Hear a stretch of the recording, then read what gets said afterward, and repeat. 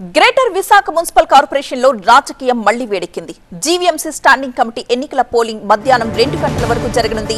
War one side అని కూటమి చెప్తుంటే ఫిరాయింపు కార్పొరేటర్ల ఓటు చెల్లదు అంటూ వైసీపీ వాదిస్తోంది. ప్రస్తుతం జీవీఎంసీలో 97 మంది కార్పొరేటర్స్ ఉన్నారు.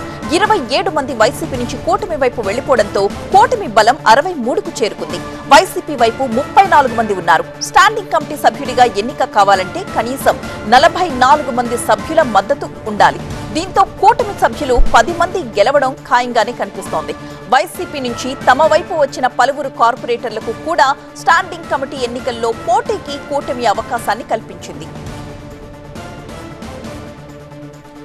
జీవీఎంసీ స్టాండింగ్ కమిటీ ఎన్నికల్లో పార్టీ ఫిరాయించిన కార్పొరేటర్లకు ఓటు హక్కును కల్పించడం నిబంధనలకు విరుద్ధం అంటున్నారు వైసీపీ కార్పొరేటర్స్. వారి ఓటు హక్కును వెంటనే రద్దు చేయాలంటూ డిమాండ్ చేస్తున్నారు. ఫిరాయింపుదారుల ఓట్ల ఆధారంగా జరిగిన ఎన్నిక నిబంధనల ప్రకారం చెల్లదు అంటున్నారు.